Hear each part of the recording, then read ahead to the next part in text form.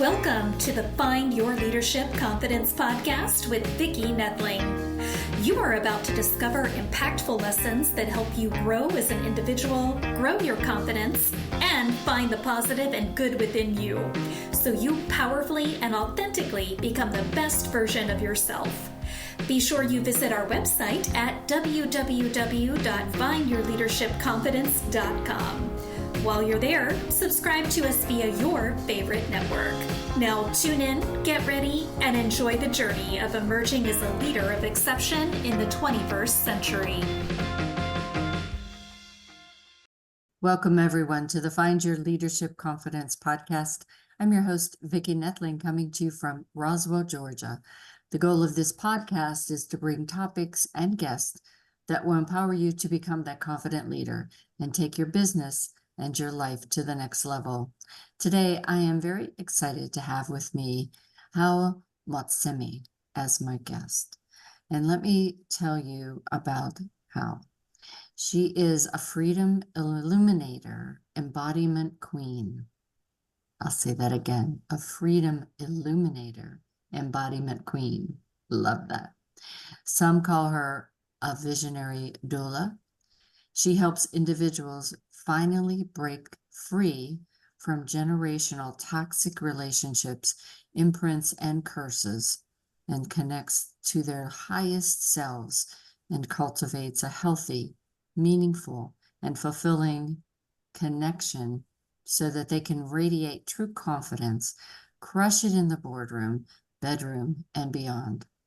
In 90 days or less, using African ancient quantum medicine methodology, she found herself in her purpose through this heartbreaking situation where she felt completely lost and powerless. Through her work, she reunited with her children without any lawyers or mediators. Yet she hired more than 7 lawyers and lost before. So we are anxious to hear more about her story.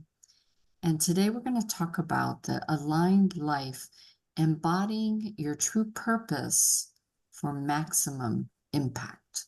Please join Gao Montsemme.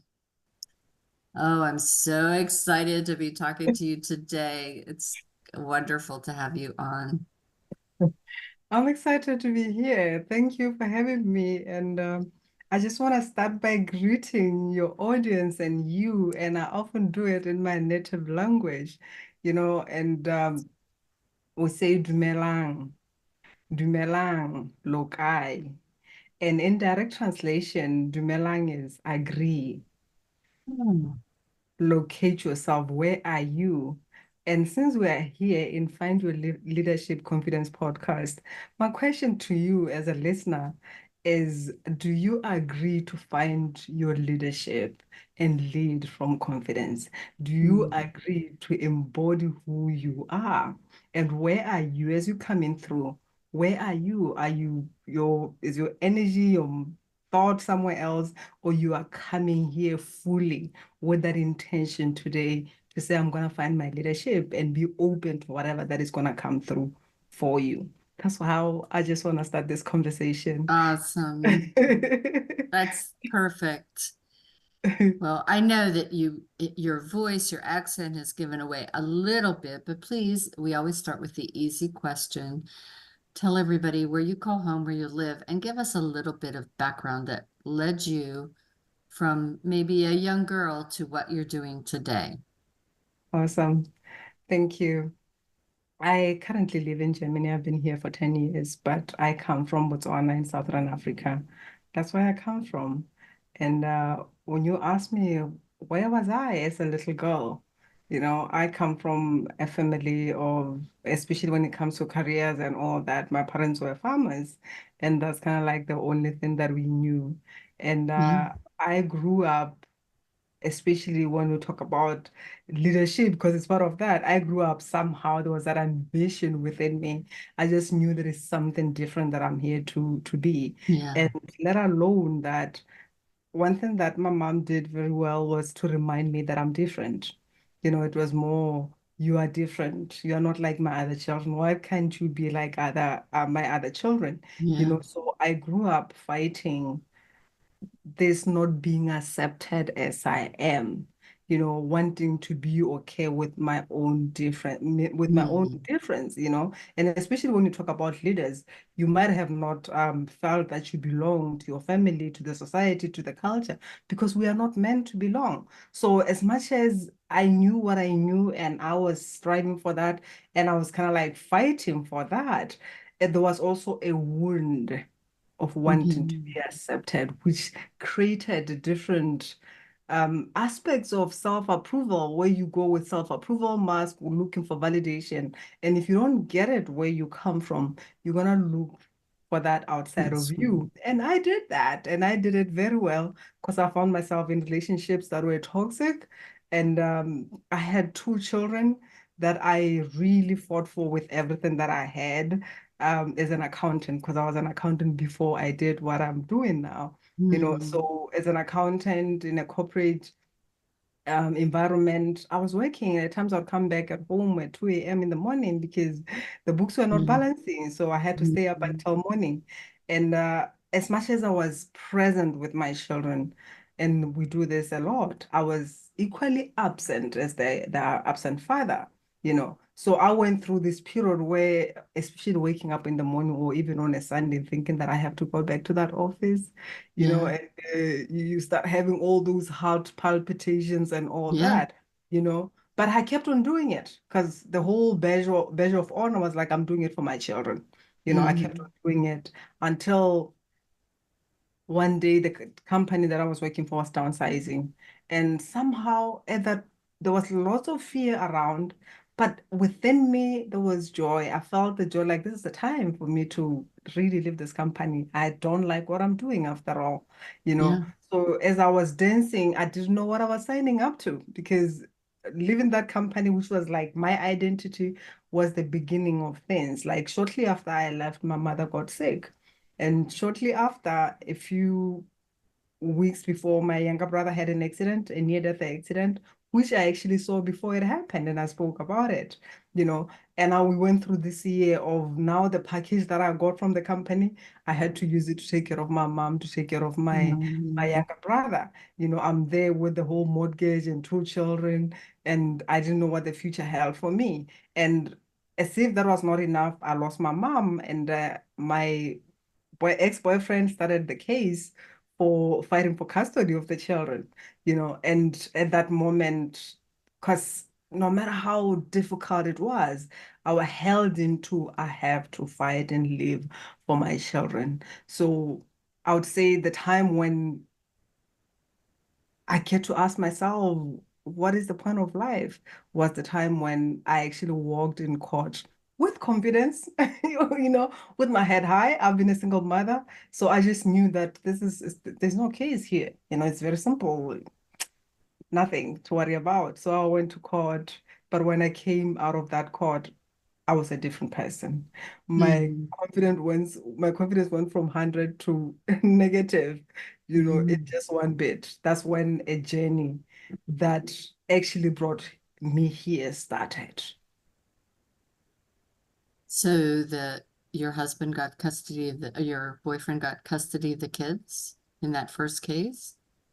Yeah, we went to court in different times with different lawyers, because every time we were losing, and I'm like, something, the lawyer must not be doing something right, you know. So we went through the back and forth, and at the end of the day, because at that moment I had my ex-husband now was my boyfriend, so I was planning to relocate to Germany.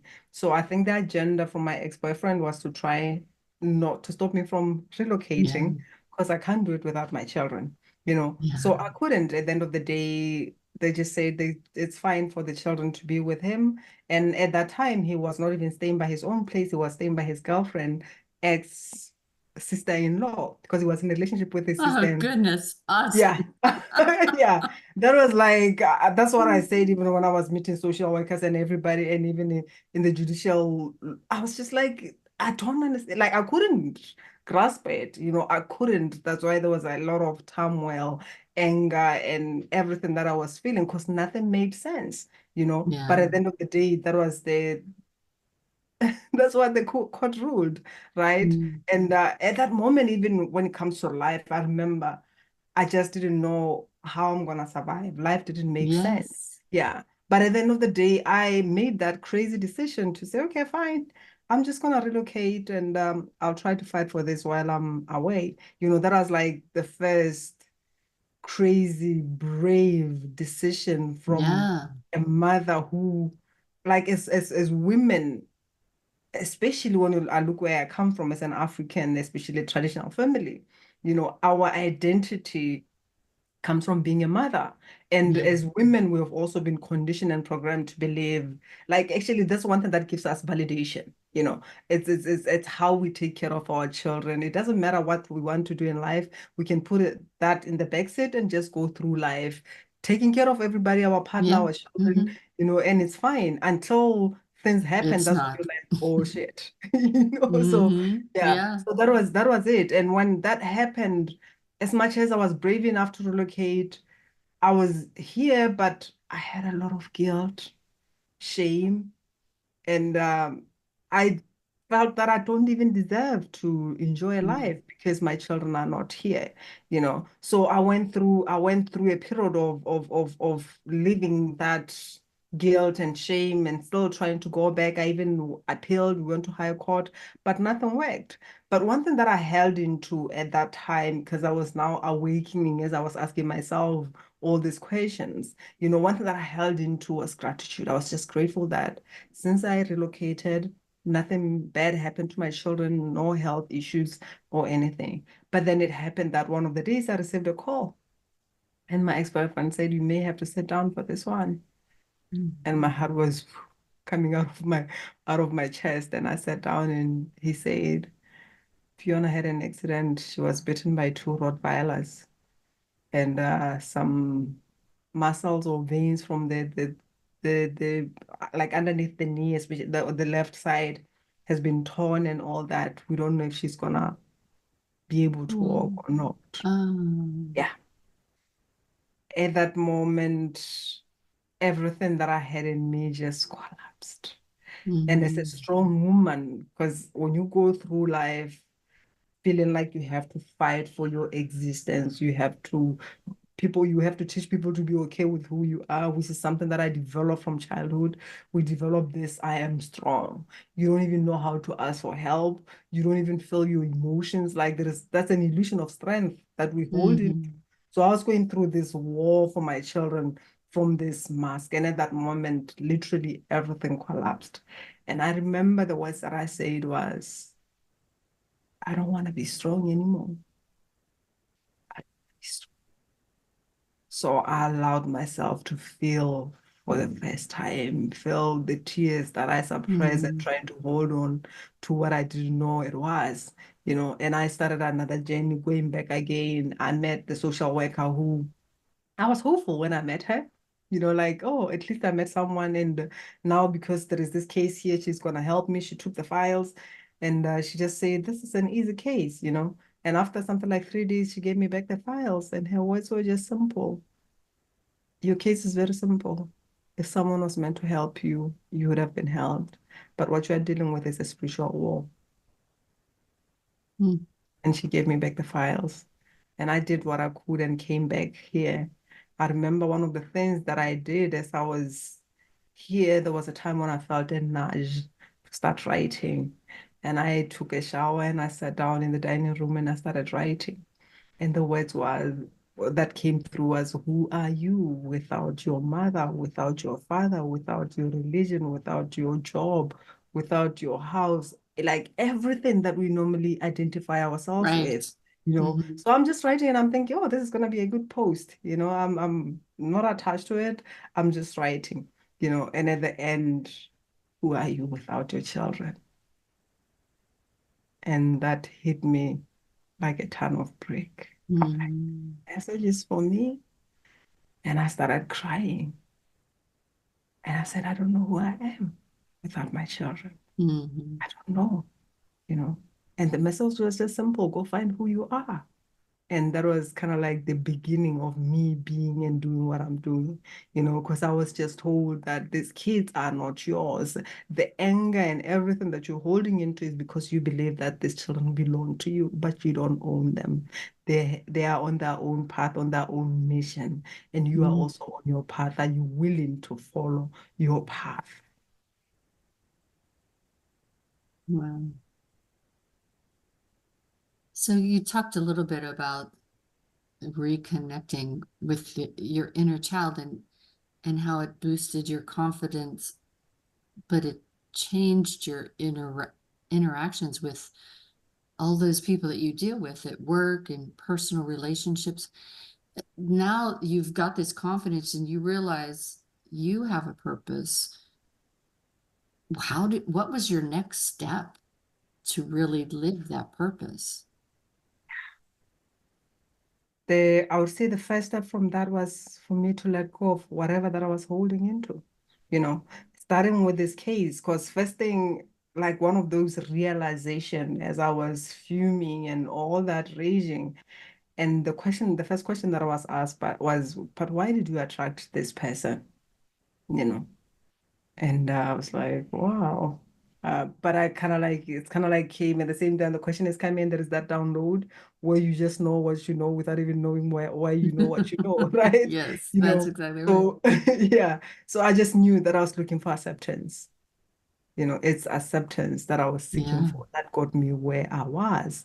And I was told you need to forgive. And at that time, tears were just falling down. And I was like a crazy woman. If you have not seen one, I was that woman. Mm-hmm. And I was like, this is crazy. Forgiveness. Forgiveness? Do you really know what happened here? And the next question was just simple. Do you want two children? I said, yeah, but you got to do the job. Are you willing to forgive, which is key here? Yeah. Whatever that you go Yeah. through, the question is, are we willing to find a different way? Are we willing to let go of whatever that doesn't serve us? Because if it's painful, then it doesn't serve you, no matter what has happened, whether it's betrayal, because I could talk a lot about the core wounds of betrayal, abuse, abandonment, and rejection. And I was willing, but what I said is because people often, when you talk about forgiveness, I'm like, oh, I've forgiven, but yet there is anger that you can see someone holds You, it, but I've forgiven. you don't forget. Yeah, yeah.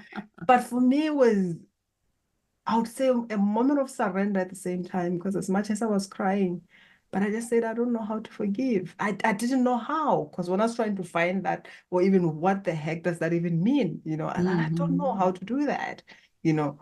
Are you willing to? Yes, I'm willing to. Okay, show up in a meditation and be open.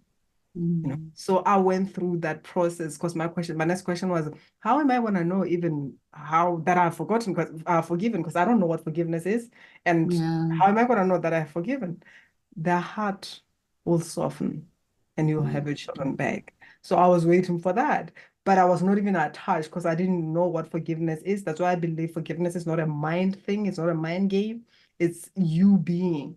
And I sat with it, processed it until one day I found myself in an altar praying for my ex-boyfriend for because whatever that he was dealing with, and I just said my children need their father, show him the way, whatever hardship that he's going through, may he overcome it and choose to live, because there's another chance. And I was like, when all that was happening, I was like, who the heck am I, and I was willing to even send money and support them and all that.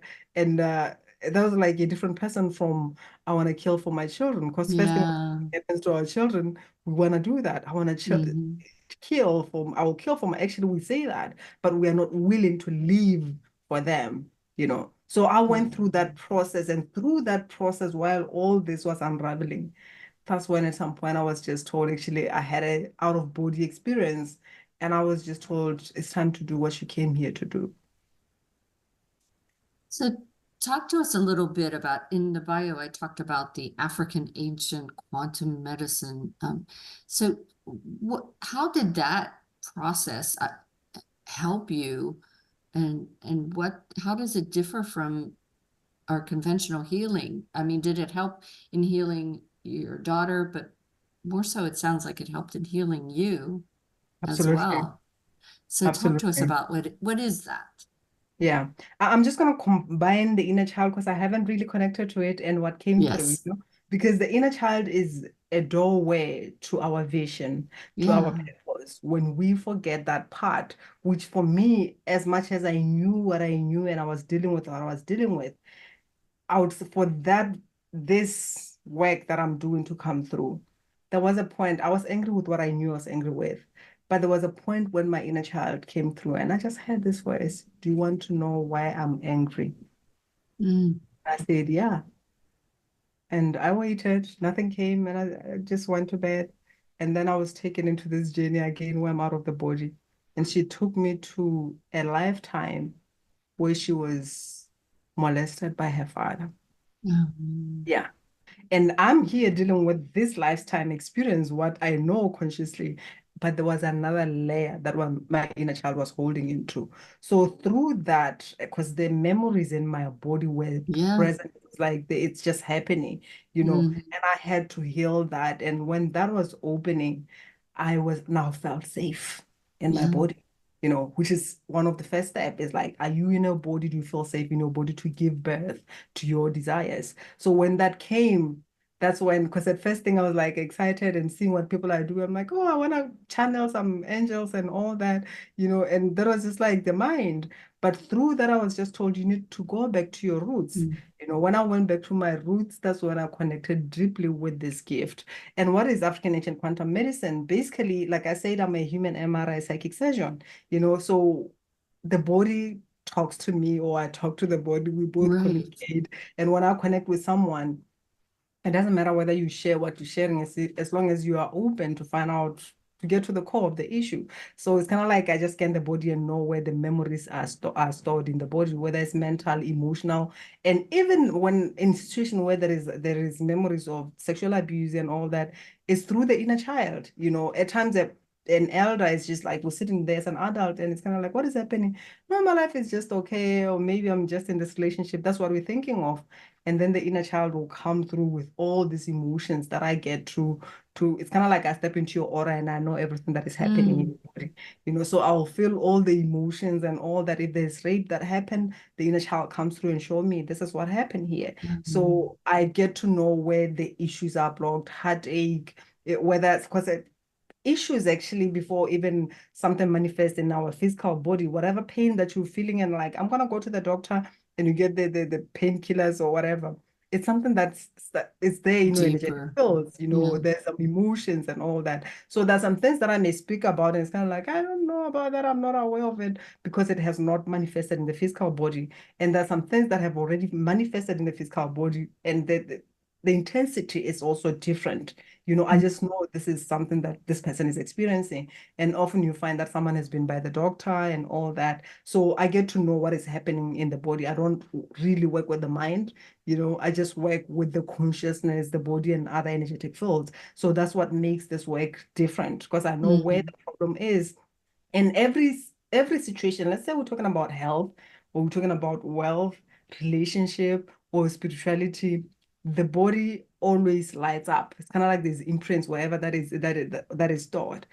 So when you talk about money, people react differently. Like there is something that the body will Yeah. bring up, or the memories, the imprint that is still holding into, or even where it comes from. I can be having a conversation and I go to the core of that. If it's ancestral, that will also reflect. If it all is coming from the mother, that will also show up. Or even the Mm. connection, especially when I talk about the connection to the body, because a lot of people do a lot of work, but they do the work while they're not fully in the body. Because whatever that happens in our lives, we have a tendency of leaving the body because it's painful. It doesn't feel safe.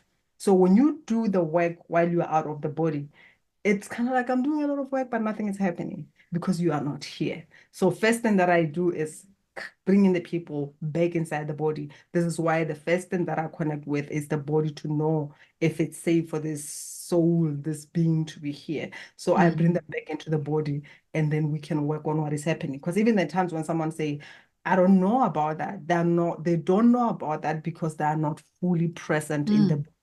and the core one thing that I know to be true is that as much as when we are pregnant to give birth to a child, even our desires is the same process. You get to conceive it for you to give birth to it. So that's the difference with my work, because it's you coming here, not just visualization and vision boards and all that. You get to be it, feel it, and then you Yeah. create it with ease. Yeah. Oh, so interesting.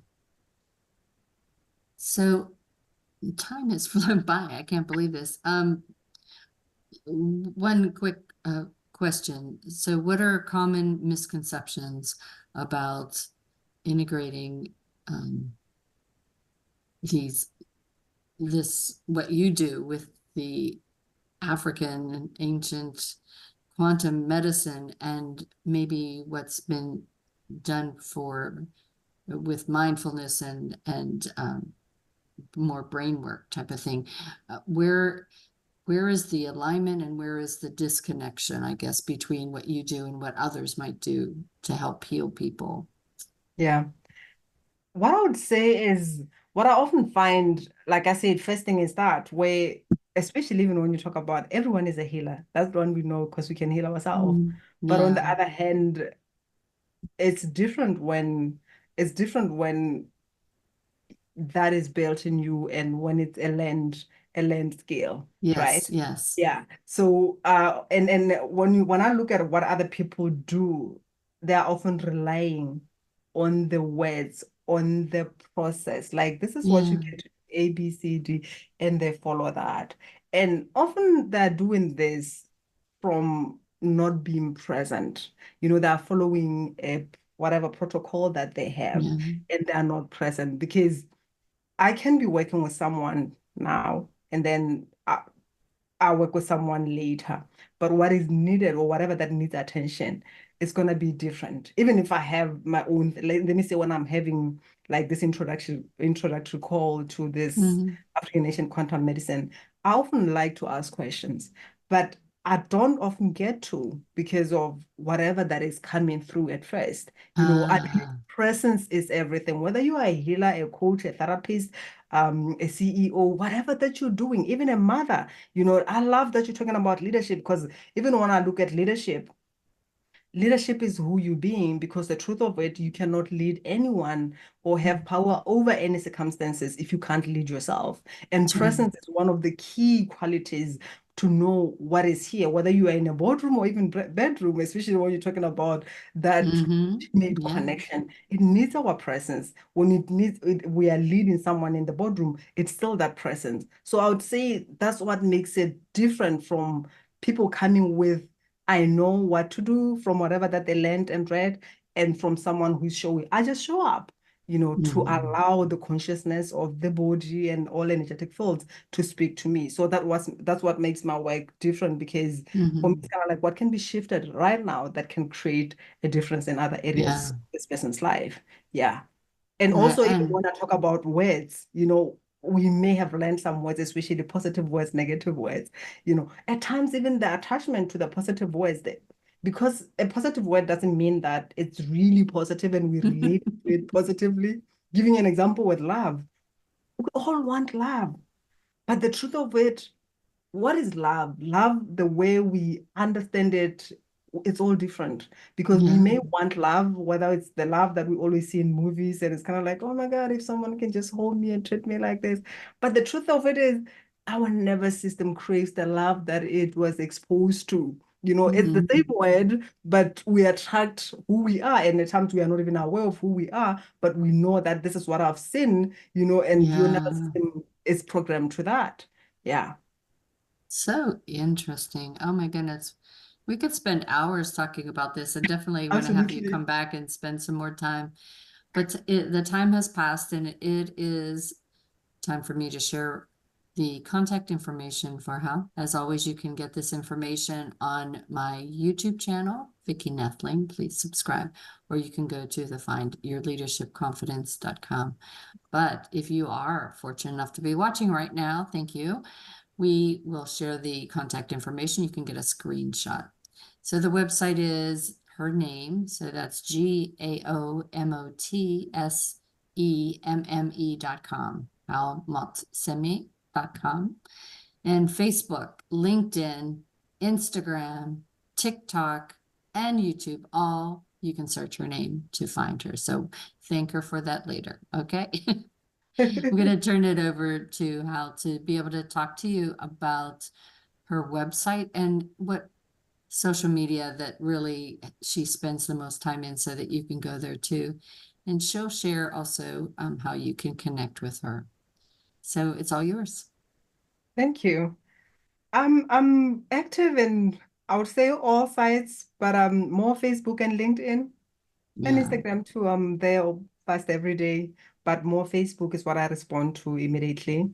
And Awesome. on my website as well, you can find information or even testimonials of people that have experienced this work.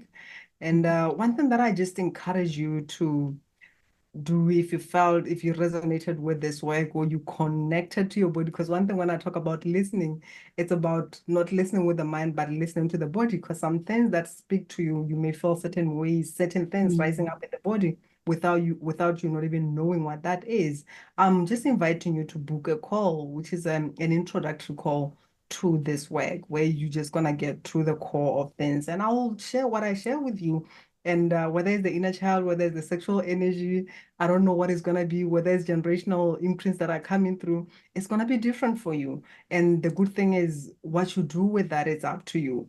If you are willing to go further with me, I would appreciate that. If not, it's your call. So you don't lose anything. At the end of the day, you're going to gain a lot from that. I've seen people as well, because of the nature of my work, for me to get to know what is happening, there is definitely some transmission that is happening. So something is shifting. I've seen amazing people have different breakthrough just by being on this breakthrough calls. Yeah. Awesome. All right, Hal, it's been just wonderful chatting with you.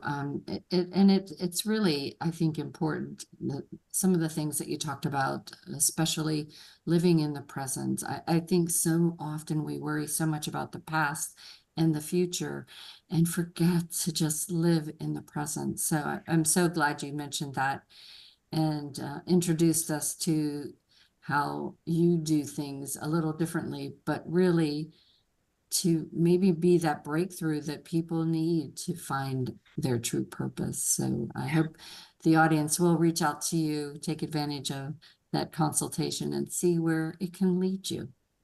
So Absolutely. thanks so I would love much. that. Yeah, thank you.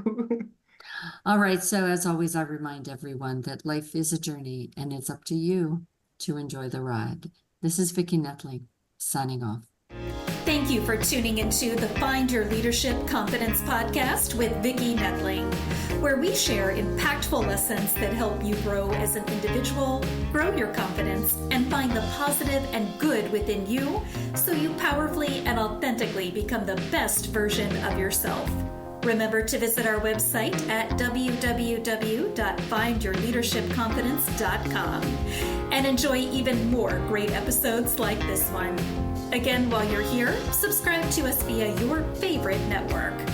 We look forward to seeing you next time on the Find Your Leadership Confidence podcast.